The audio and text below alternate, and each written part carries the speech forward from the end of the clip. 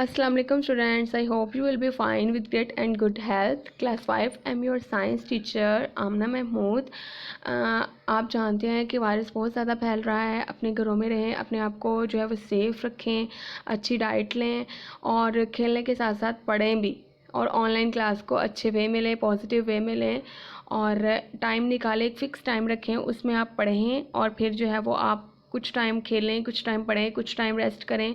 इस तरह अपने जो टाइम है उसकी डिवीज़न करें, क्योंकि आपको पता है ना टाइम बहुत इंपॉर्टेंट होता है। तो अब हम अपने जो है लेसन को स्टार्ट करते हैं। लेसन को स्टार्ट करने से पहले बच्चों एक बात मैं आपको कहना चाहूँगी कि हमेशा अपनी ज़ुबान से अच्छे अल्फाज को निकालें, क्योंकि अगर हम जब गलत बोलते हैं तो जो हम बोल देते हैं या किसी को हम कुछ कह देते हैं, लाइक आपने अपने फ्रेंड को कुछ कह दिया है, ठीक है, उसको वो हर्ट हो गया है, ठीक है। जब वो हर्ट हो गया है तो अब उसको उसका दिल जो है वो अंदर से उसको हर्ट हो रहा है, ठीक है, वो अच्छा उसको फील नहीं हो रहा।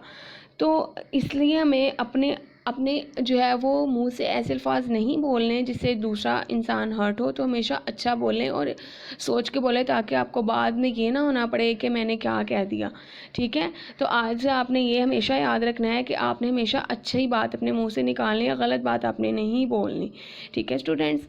चलें अपनी टॉपिक की तरफ चलते हैं। Today the topic of under discussion is that unit number 8 revision हम जो है वो कर रहे थे। हमने फ्रिक्शन का भी देख लिया, ठीक है। हमने लास्ट जो लेक्चर में अपने फ्रिक्शन बोला था कि जब दो सरफेस आपस में रब करती हैं तो एक ऐसी फोर्स पैदा होती है जिसको हम कहते हैं फ्रिक्शन है, ठीक है। हमने काजेज ऑफ फ्रिक्शन भी पढ़ लिया था। हमने जो है वो ये क्वेश्चन नंबर 3 नहीं डिस्कस किया था, तो हम आज क्वेश्चन नंबर 3 को डिस्कस करते हैं, ठीक है। इन what ways can friction be harmful? In what ways it can be useful? Harmful कैसे है फ्रिक्शन, हम ये देखते हैं, ठीक है। Friction, a lot of energy is needed to overcome the force of friction. Force of friction को जो है वो कम करने के लिए हमें बहुत ज़्यादा अमाउंट में एनर्जी चाहिए होती है, ठीक है। फ्रिक्शन प्रोड्यूस हीट को प्रोड्यूस करती है। This waste a lot of energy. The moving part of machine wear out by rubbing each other.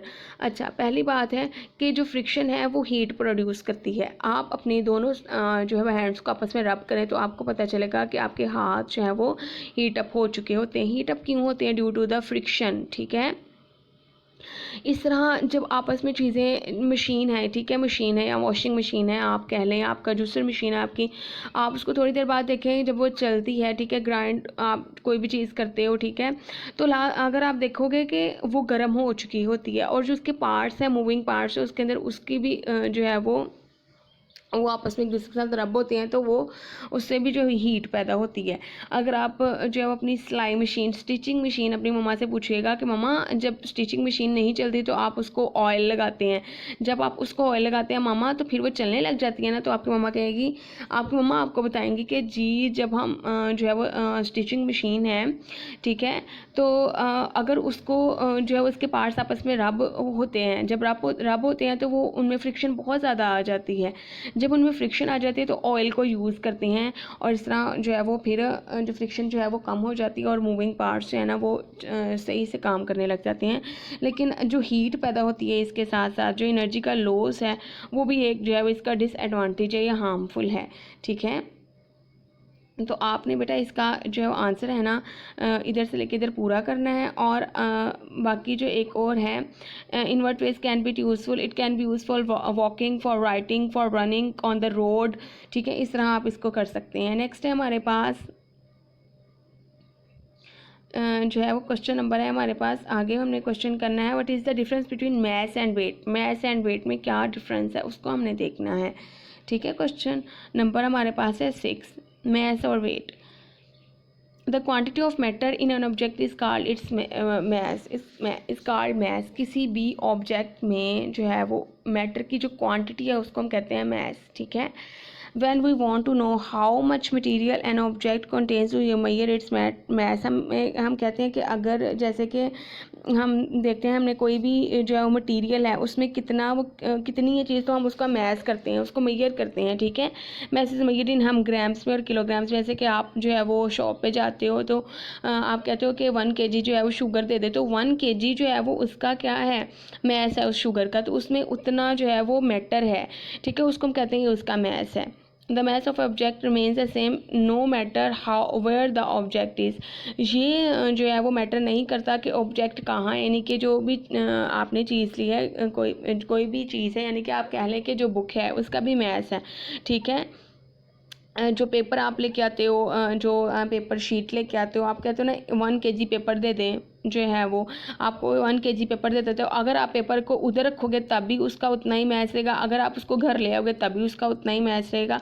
तो मैथ जो है वो चेंज नहीं होता, ठीक है। तो आपने इसका आंसर यहाँ से लिखना है, the quantity of matter in an object is called math. इसका पॉइंट 1 हो गया। और दूसरा पॉइंट आपने लिखना है पॉइंट 2 जो है वो math is measured in grams and kilogram, ठीक है। यही करना है आपने मैथ। अब हम पढ़ते हैं वेट के बारे में। वेट जो है वो gravitational force of the earth है, ठीक है। As weight is a force it is measured in, हम इसको न्यूटन्स में और मेजर करते हैं, उसको डिनोट करते हैं एन से, ठीक है।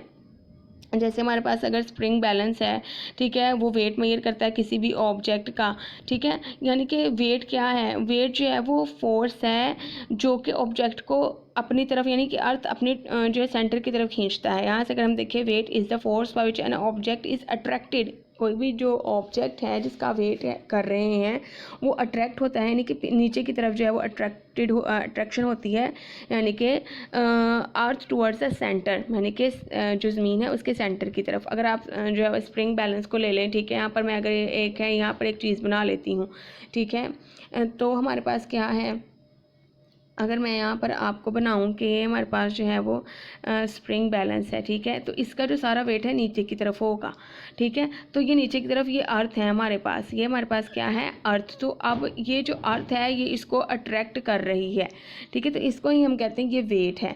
तो आपने इसकी डेफिनेशन करनी है, weight is the force by which an object is attracted by earth its centre की तरफ। और ये पॉइंट नंबर 1 हो गया। और पॉइंट नंबर 2 है, it is measured in newtons and denoted by N से इसको हम डिनोट करते हैं, ठीक है। नेक्स्ट है हमारे पास कुछ MCQs हैं, वो आप देखें। When two surface rub against each other a force call dash is produce, friction की फोर्स हम जो है प्रोड्यूस होती है। Materials that can flow are called fluids, ठीक है। Air resistance is the largest dash force pulling against a car travelling fast on a motorway, frictional force होती है वो। The moving part of a machine wear out by against each other, rubbing आएगा। Next है हमारे पास lubricants like oil है, grease है, आपको यूज्ड इन मशीन में यूज़ करते हैं टू रिड्यूस फ्रिक्शन को रिड्यूस करने के लिए। नेक्स्ट है ships, cars and aircraft are made of this shape in order to reduce friction. Streamlined होते हैं, नोकदार होते हैं, ऐसे नोकदार, ये नोकदार हैं, ठीक है, जिसकी नोक निकली हुई है तो हम उसको कहते हैं स्ट्रीमलाइंड। नेक्स्ट है the force with which the earth pulls everything, हर चीज़ को अपनी तरफ खींचते हैं, हम उसको कहते हैं, ये इसकी क्या है, ग्रेविटेशनल फोर्स है। तो आपका एक क्वेश्चन भी है बच्चों, व्हाट इज़ ग्रेविटेशनल फोर्स, तो आप इधर से भी कर सकते हो। The force which with which the earth pulls everything towards itself is called a gravitational force, इधर तक भी आप कर सकते हैं, ठीक है। नेक्स्ट है हमारे पास the amount of material on an object, किसी भी ऑब्जेक्ट में जो मटीरियल है, मैटर की जो अमाउंट है उसको हम कहते हैं this is the mass. Dash is measured in newtons, तो हम उसको कहते हैं weight. The extra force that is gain by using an simple machine is called its mechanical advantage, हम इसको मैकेनिकल एडवांटेज भी बोलते हैं। तो स्टूडेंट्स ये आपका जो है वो था। अगर आपको कुछ जो है वो प्रॉब्लम है तो आप मुझसे दोबारा पूछ सकते हैं, इसको समझें, इसको देखें। हमने जो अगर जो है क्वेश्चन आज किए हैं ना, अगर मैं शुरू से चलूँ तो आज हमने क्वेश्चन जो है वो किए हैं, क्वेश्चन नंबर 3 किया है, क्वेश्चन नंबर 5 किया और क्वेश्चन नंबर 6 किया है। क्वेश्चन नंबर जो 5 है वो आपके MCQs में भी है, ठीक है। और मैंने आपको वैसे भी आपकी नोटबुक पे भी करवाया हुआ है, the force which attract the object towards the centre of the अर्थ, यानी कि ज़मीन अपनी तरफ towards the centre of the अर्थ, ठीक है, कि ज़मीन अपनी तरफ खींचती है हर चीज़ को। या ये कर सकते हैं आप, सिंपली ये कर सकते हैं, फिर अगर वो आपने और करनी है तो आप जो है वो फिल इन द ब्लैंक्स वाली भी MCQs वाली भी कर सकते हैं, यानी कि आप ये वाली भी कर सकते हैं। The force which which the earth pulls everything towards itself is called a gravitational force, ठीक है स्टूडेंट्स। अगर आपको कुछ समझ नहीं आए तो आप मुझसे जो है वो दोबारा भी कांटेक्ट कर सकते हैं। जो है वो अच्छे से समझें, अच्छे से पढ़ें, अच्छा बोलें, अच्छा सुने और अच्छा ही देखें। ओके स्टूडेंट्स, अल्लाह हाफिज़।